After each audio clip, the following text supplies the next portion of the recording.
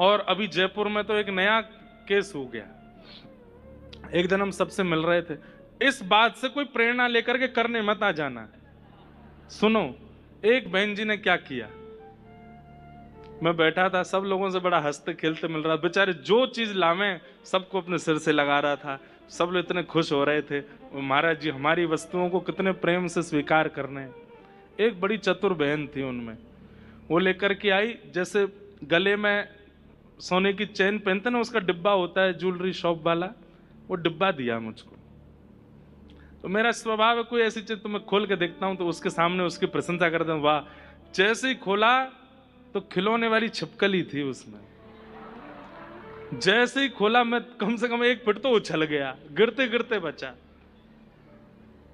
मैंने कहा वाह, ये पेशेंस लेवल चेक कर रही मेरा।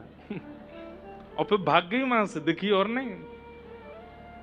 मैंने कहा वाह, कहीं इससे प्रेरणा लेकर के आप मत करना भैया, हृदय बहुत कमजोर है हमारा।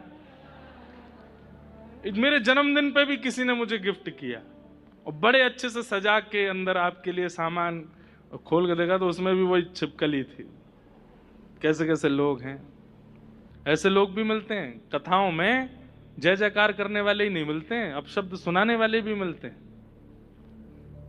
एक व्यक्ति ने तो 4 पन्ने लिख करके दिए।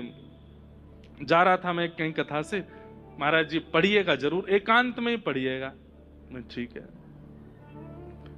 खोल करके जब देखा तो श्री गणेश ही गाली से था उसमें, दुनिया भर की लिखी हुई हैं, आप ऐसा करते हैं, ये बोलते हैं, केवल इन चीजों के लिए कथा करते हैं, और ये करते हैं, वो करते हैं, आदि आदि सब लिखा था।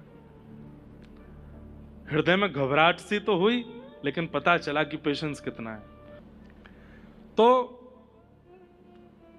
तितिक्षवः, सहनशीलता नहीं आती, दया नहीं आती, सब में सुहृद की भावना, सबका भला चाहना नहीं होता, किसी से शत्रुता ना मानना ये नहीं होता, शांता ये तो हो ही नहीं सकता, शांत तो हम रह ही नहीं सकते। तो फिर ये 5 लक्षण कैसे आएंगे? तो हमने ऐसा विचार किया, गुरुजनों से भी आज्ञा ली कि आप अगर पहले सहनशील बनना चाहेंगे तो कभी नहीं हो सकता, इसलिए अंतिम लक्षण पहले लाओ। क्या? शांत होना शुरू करो, कम बोलना शुरू करो। जैसे ही आप शांत रहने लगेंगे तो शास्त्र की एक नीति है, मौने च कलहो नास्ति। जो व्यक्ति बहुत मौन रहता है उसके ज्यादा लड़ाई झगड़े नहीं होते। तो मौन रहना शुरू करोगे, शांत रहना शुरू करोगे तो शत्रुता अपने आप खत्म हो जाएगी। किसी सबसे ज्यादा शत्रु होते ही उसे के जो बोलता बहुत है। मौन रहना शुरू करोगे तो शत्रुताएं कम हो जाएंगी, और जब शत्रुताएं कम हो जाएंगी तो फिर क्या, सब में गुण दिखने लग जाएंगे, सब में अच्छाई दिखने लग जाएगी। सब में अच्छाई दिखने लग जाएगी तो फिर सब पर दया आने लगेगी। और ये 4 लक्षण अगर आपके अंदर आ गए तो पहला लक्षण स्वतः आ जाएगा, क्या? सहनशीलता। सहनशीलता आ जाएगी। ये 5 लक्षण जिसमें हो उसका संग करो, और किसी में नहीं दिख रहे हो तो अपने अंदर लाओ। मैया, यही कारण से मन एकाग्र किया जा सकता है, और मन को एकाग्र करने का, इच्छाओं को समाप्त करने का दूसरा साधन नहीं है। इस प्रकार कपिल भगवान ने अनेक मार्ग बताए, खूब विषय विस्तार से अनेक प्रश्न मैया ने किए, सबका उत्तर भगवान कपिल देव ने प्रदान किया।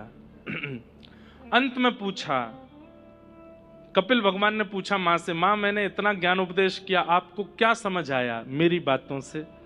तब देवहूति माता कहती हैं, अहो वतस्वपचोतो गरीयां यज्जुह्वाग्रे वर्तते ना